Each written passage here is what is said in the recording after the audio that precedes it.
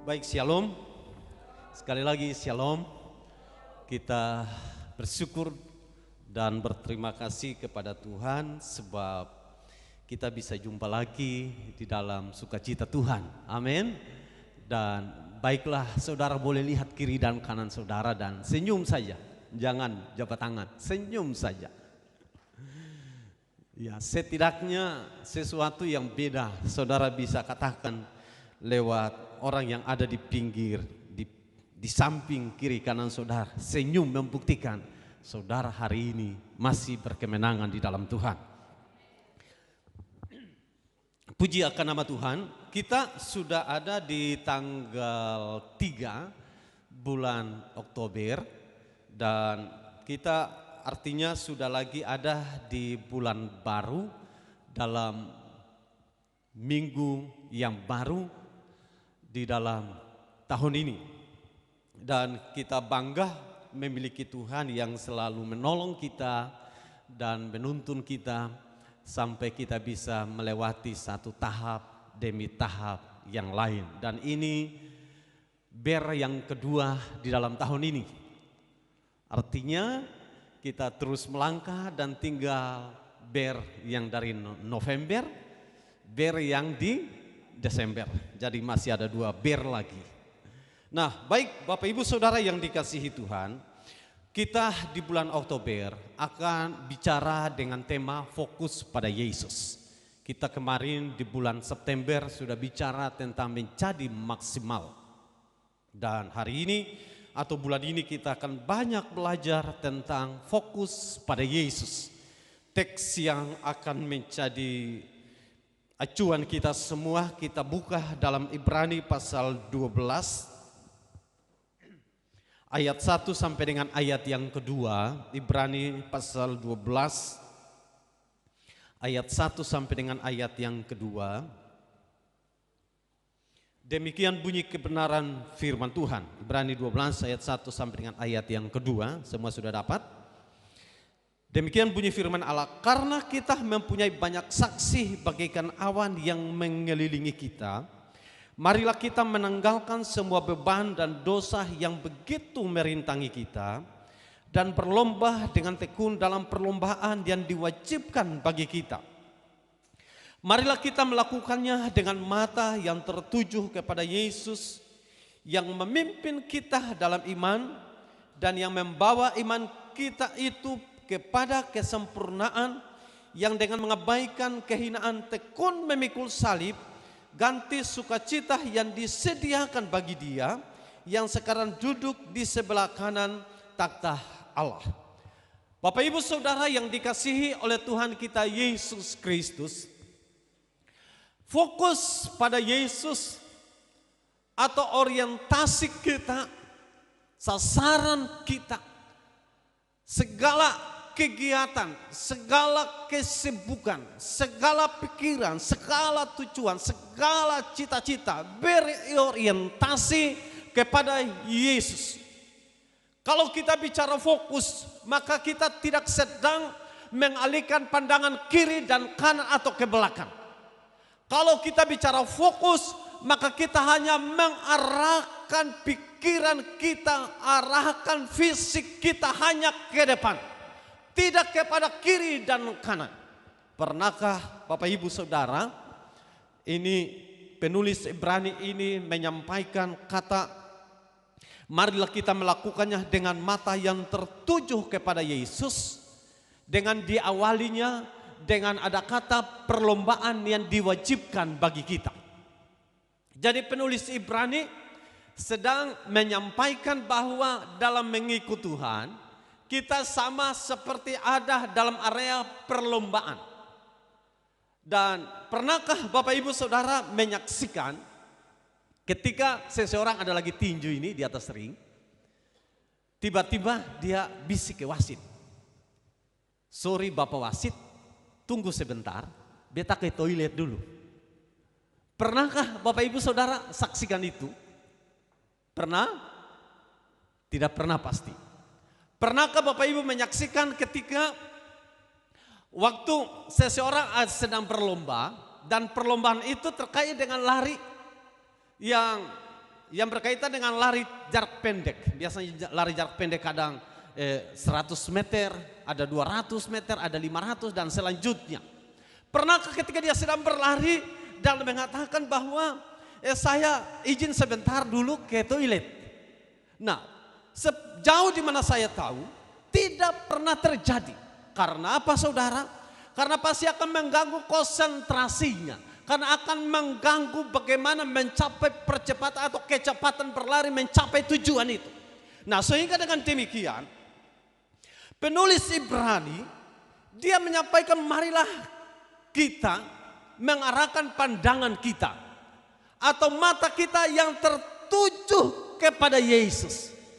Jadi singkatnya ingin saya katakan bahwa di dalam mengiring Tuhan, dalam berlomba mengiring Tuhan, tidak ada aspek-aspek yang lain yang harus mengalihkan pandangan, arah, pikiran, fokus, tujuan kita selain hanya kepada Yesus saja. Sekarang menjadi pertanyaan penting untuk kita pelajari dan renungkan bersama adalah apakah ada halangan lain? Oh iya.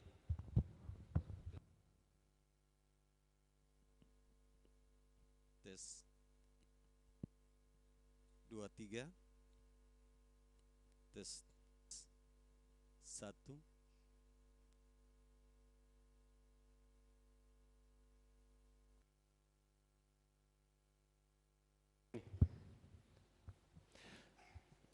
Ini pikiran fokus saya teralihkan. Ini contoh saudara. Fokus saya teralihkan ke mic. Nah, ini hal-hal praktis dan fokus kita bisa terganggu oleh hal yang sekecil apapun. Contoh ini, contoh mic. Apa yang saya ingin sampaikan, pesan-pesan lain adalah apakah dalam perlombaan mengikut Tuhan ada hal yang kemudian mengalihkan pandangan kita, arah kita, fokus kita? Banyak. Terlalu banyak hal yang bisa mengalihkan fokus kita, pikiran kita dari yang seharusnya kepada Yesus. Penulis Ibrani dia dengan tegas sebenarnya menyampaikan pesan-pesan. Ingat bahwa dalam perlombaan yang diwajibkan bagi kita, penting untuk kita harus mengarahkan mata kita kepada Yesus. Karena dalam perlombaan yang diwajibkan bagi kita, kita ini punya banyak saksi. Dan firman Allah katakan bagaikan awan yang mengelilingi kita. Bayangkan perjalanan kita mengiring Tuhan, perlombaan yang diwajibkan buat saya dan saudara, kita punya banyak saksi. Dan memang secara teologis ada beberapa penafsiran terkait dengan konteks ayat ini. Tapi praktisnya saya ingin aplikasikannya begini. Bahwa waktu kita berketetapan hati untuk mengikut Tuhan, sadar atau tidak, tapi berketetapan ketika kita mengikut Tuhan akan menjadi sorotan banyak orang. Orang lain akan mengamati setiap gerakan-gerakan kita. Orang lain akan mengikuti setiap tindakan-tindakan kita. Orang lain akan menonton setiap hal yang terkait dengan perilaku-perilaku kehidupan kita. Orang lain akan berusaha untuk bahkan mencari celah atau titik kelemahan dan kesalahan kita. Sehingga kadang orang dengan mudah mempersalahkan kita, kadang orang dengan mudah seakan-akan mencari kelemahan-kelemahan kita. Kenapa ini bisa terjadi? Karena kita dikelilingi dengan banyak orang yang bisa saja karena tidak suka, bisa saja karena kecemburuan, bisa saja karena tidak senang, dan bisa saja macam-macam karena faktor-faktor yang lain. Tapi jujur ingin saya katakan bahwa kita tidak sendiri berjalan dalam mengikut Tuhan. Karena ada Yesus sama-sama dengan saya dan saudara. Tetapi jangan lupa hambatan-hambatan agar supaya, istilah keren, gagal fokus ya. Agar supaya kita jangan gagal fokus, kita harus awasi diri kita. Kenapa penting kita awasi diri ini? Yang pertama, agar supaya orang-orang yang ada di seputar kita tidak membuat kita menjadi orang yang salah, sementara kita dituntut untuk selalu harus bisa hidup benar. Alkitab sudah banyak menjelaskan bahwa kalau kita karena berbuat baik dan kita menderita, karena kalau Injil kita menderita, itu bukan persoalan. Menjadi persoalan ketika kita menjadi anak Tuhan dan kita melakukan kesalahan, dan karena itulah kita menderita.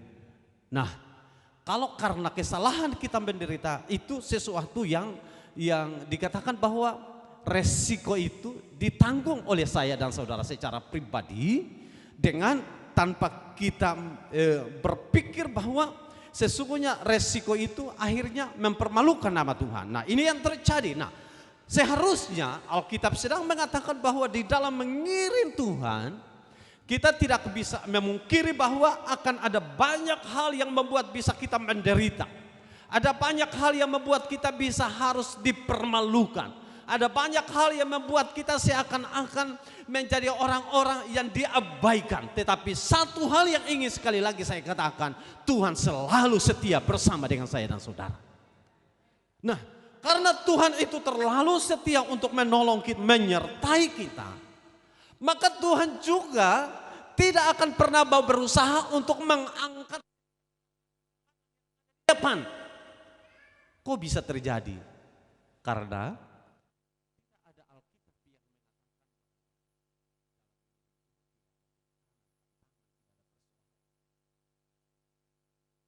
tidak ada. Alkitab banyak mencatat kalau kita jatuh tidak tergeletak supaya tangan Tuhan menopang kita. Artinya Tuhan tidak biarkan kita. Indonesia punya budaya ini kan, kalau ada orang yang jatuh karena licin, kita tidak langsung cepat-cepat angkat dia, kita tertawa dulu. Itu budaya orang Indonesia. Kalau budaya orang Eropa beda. Saat ada orang yang jatuh, langsung cepat diangkat. Soal bertanya kenapa jatuh itu urusan selanjutnya. Indonesia bertanya dulu, kenapa dia jatuh itu? Tertawa dulu. Indonesia, saudara. Saya harap di negeri kita, di jemaat ini, jangan tertawa dulu baru angkat. Angkat dulu baru bertanya,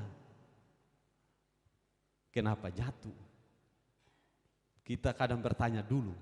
Bahkan sekarang di dunia maya ini atau di dunia digital, orang yang teraniaya di depan mata ini tidak langsung membela. Dia video, siaran langsung lagi.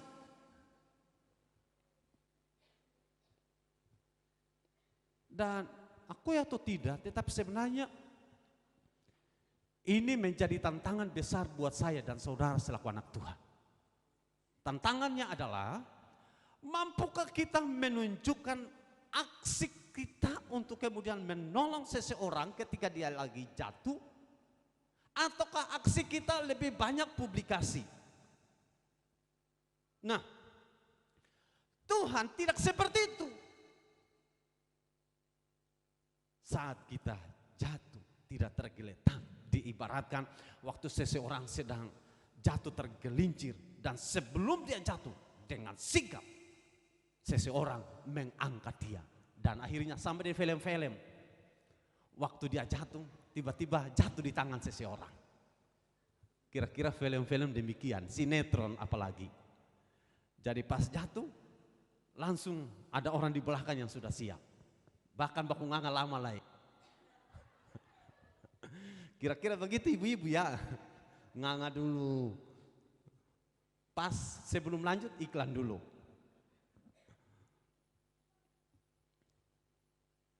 Tuhan tidak seperti itu. Di saat sebelum kita jatuh tergeletak, Tuhan sudah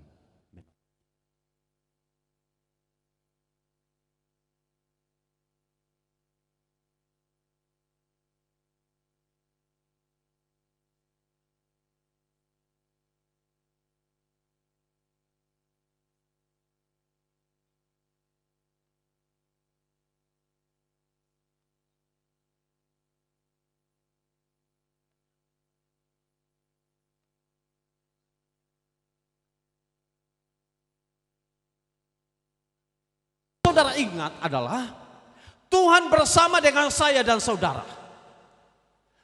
Dan ketika saudara berjalan, halangan yang ada di depan, Tuhan akan dapat mampu menolong saudara.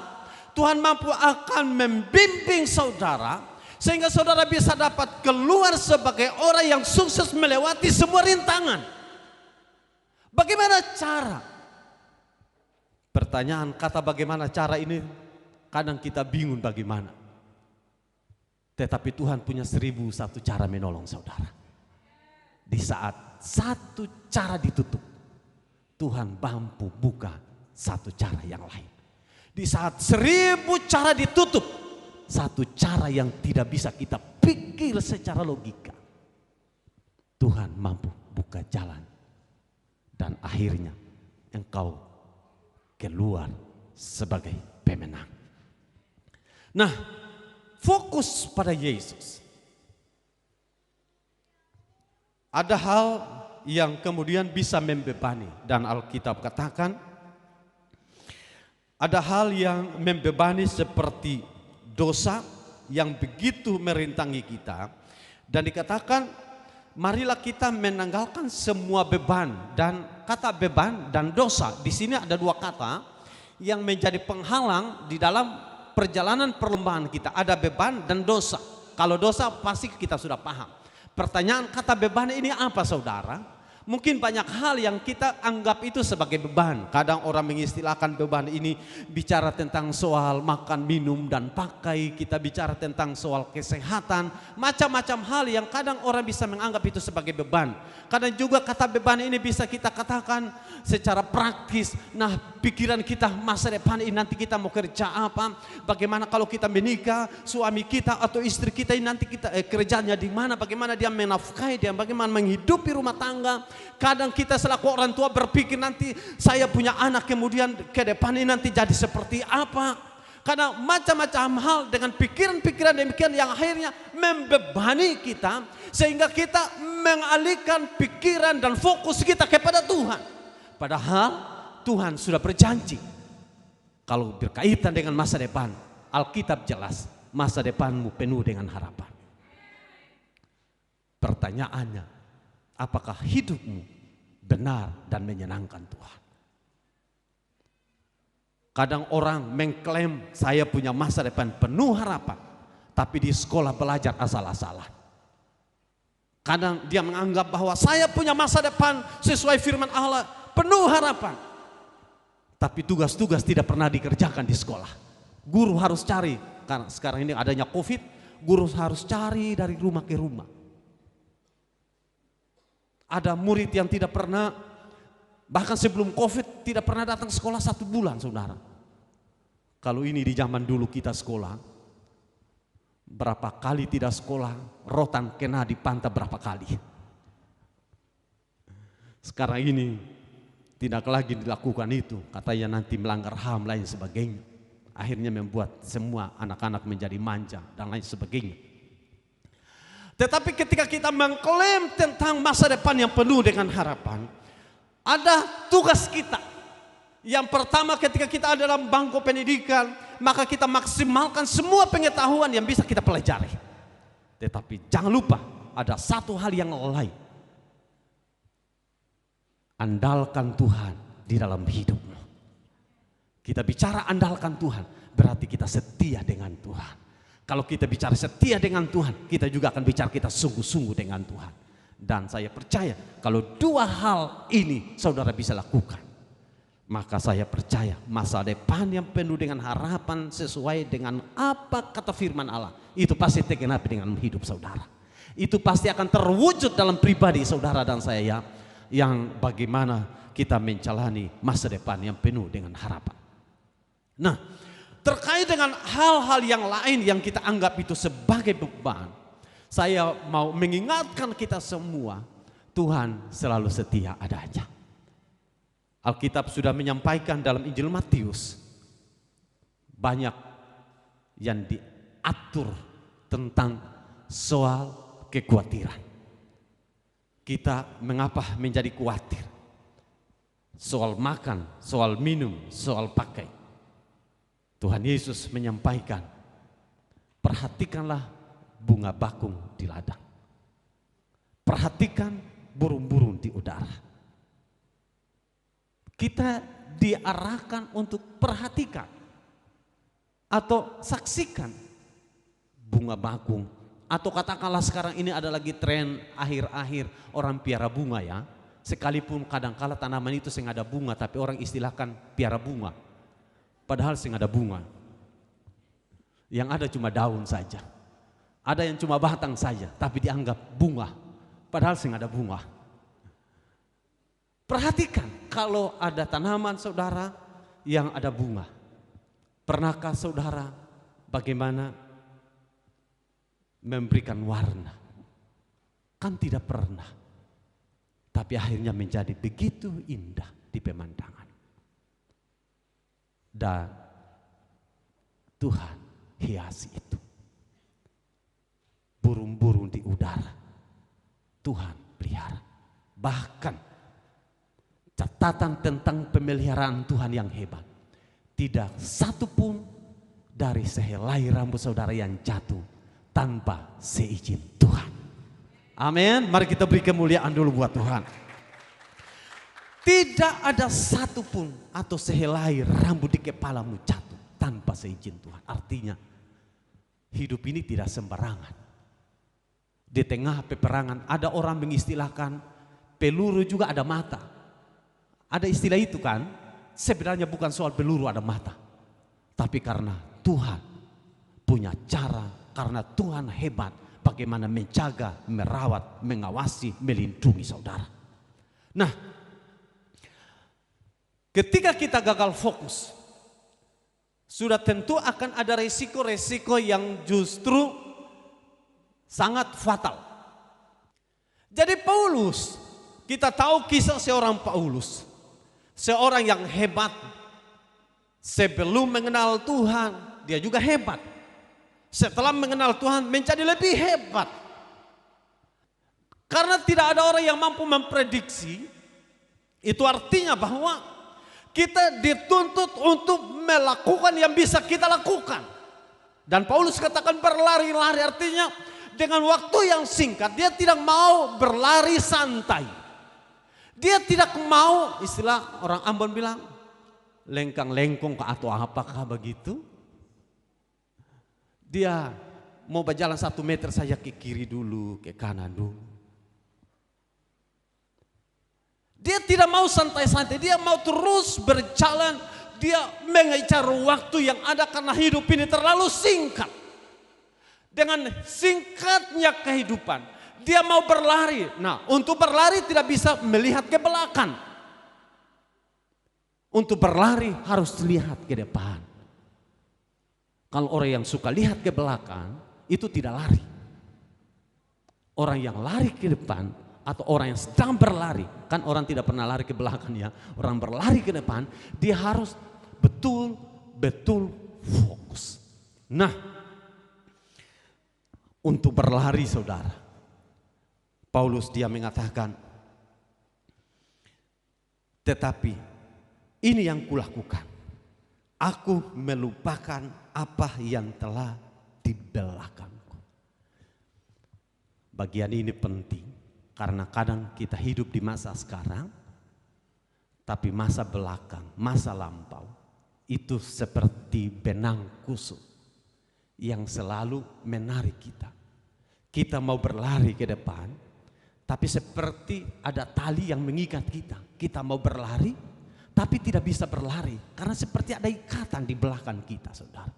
Nah, saya rindu agar supaya seperti apa yang Paulus katakan, aku melupakan apa yang telah di belakangku. Mungkin bahasa tegasnya adalah kita putuskan setiap mata rantai yang menghalangi perjalanan mengiring Tuhan. Kita putuskan itu. Ada istilah dulu iklan ya, putus hubungan dengan nyamuk. Kita katakan putus hubungan dengan masa lampau. Kita mau berlari kepada tujuan, yaitu panggilan surgawi dalam Kristus Yesus. Kita terus berlari. Berlari terus berlari karena waktu kita terlalu singkat. Dengan adanya waktu yang terlalu singkat, saatnya kita fokus kepada Tuhan, mencapai tujuan panggilan surgawi. Ada satu contoh terakhir yang ingin saya sampaikan dalam Injil Matius.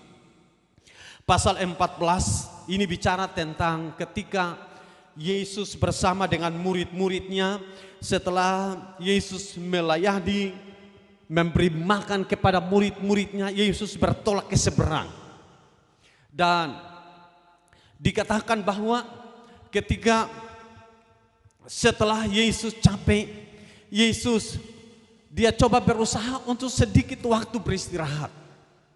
Dan rupanya dalam cerita ini murid-murid yang duluan menyeberang.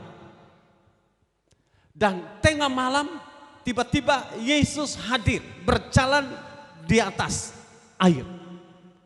Dan murid-muridnya, firman Allah katakan, murid-muridnya semua pada ketakutan. Mereka berteriak, hantu, hantu. Antara hantu dan Tuhan beda tipis ya. Ya. Jadi mau Tuhan kah hantu? Atau hantu atau Tuhan? Beda tipis, saudara. Nah, murid-murid berteriak hantu. Rupanya zaman itu juga mereka penakut hantu ya. Saya pikir cuma zaman sekarang, ternyata zaman dulu juga penakut hantu. Dan Petrus dia mengatakan, kalau engkau itu Tuhan, suruhlah saya berjalan di atas air. Saat itu sedang ada lagi badai, sedang lagi ada gelombang. Petrus turun karena Tuhan katakan kemarilah. Petrus turun dan akhirnya berjalan di atas air. Waktu dia turun sedang lagi gelombang. Setelah dia bertemu dengan Tuhan karena dia bisa buktikan bahwa dia bisa berjalan di atas air, sekarang dia tak kaget. Ternyata ada gelombang. Dan Alkitab katakan dia tenggelam. Yang ingin saya sampaikan bukan soal gelombangnya, karena pasti saudara tahu cerita ini. Tapi yang menjadi keheranan saya adalah murid-muridnya menjadi takut. Karena waktu mereka ketemu di sana ada hantu. Padahal sebenarnya bukan hantu Yesus. Waktu dia berjalan di atas air, Petrus tahu ini tidak berjalan di atas apa-apa, di atas air. Dan pada waktu mungkin dia awal melangkahkan kaki turun di atas air, dia tahu itu air. Tapi pada akhirnya meyakinkan dia bisa berjalan. Sekarang setelah dia berjalan di atas air dan dia mengalihkan fokusnya dari Yesus kepada situasi. Nah, kadang dalam perjalanan kita, waktu kita fokus kepada Tuhan, ketakutan kita itu lenyap. Kalau ketika kita mengarahkan pandangan kita kepada Yesus, kita menjadi orang yang begitu percaya diri. Tetapi waktu kita keluar fokus kita dari Yesus, kita kemudian melihat hanya kepada kelemahan kita. Waktu kita alihkan fokus kita kepada dari Tuhan, maka kita akan menjadi orang yang takut. Waktu kita mengalihkan fokus kita dari Tuhan, kita menjadi orang yang tidak bisa lihat apa yang ada dalam diri kita sebagai potensi yang Tuhan bisa pakai. Karenanya jangan pernah alihkan fokus saudara. Karena ketika saudara alihkan fokus dari Tuhan, rasa takut, ketidakpercayaan diri akan muncul dari diri saudara. Artinya apa? Mari kita fokus kepada Tuhan, sehingga semangat kita, gairah kita, kekuatan kita tidak akan menjadi sirna akibat ketakutan. Dan biasanya faktor ketakutan itu akan menghilangkan kepercayaan diri kita. Ketakutan membuat kita kehilangan semangat, yang kita lihat hanya kelemahan, bukan lagi potensi. Kita tidak lagi akan bergairah. Dalam banyak pengalaman, rasa takut menghilangkan segala yang kita punyai. Karenanya di dalam mengiring Tuhan, Tuhan terlalu memberikan banyak janji dan jaminan. Dan waktu kita arahkan pandangan dan fokus kita kepada Tuhan, Dia yang berjanji setia, Dia pasti menggenapi setiap janjinya buat saya dan saudara. Karenanya mari kita terus fokus kepada Tuhan. Biarkan Tuhan tuntun, biarkan Tuhan pimpin. Apa yang engkau hadapi, apa yang engkau alami, apa yang sedang engkau rasakan hari-hari ini. Saya mau ingin mengatakan, Tuhan kita terlalu hebat untuk menolong saya dan saudara. Dia terlalu ajaib dan heran untuk memimpin kita, untuk menuntun kita dalam menjalani hari-hari hidup ini. Yang sekalipun saya tahu itu berat, tapi bagi Tuhan tidak ada yang mustahil untuk menolong kita. Tuhan Yesus tolong dan memberkati kita lewat kebenaran firman Tuhan pada kesempatan ini.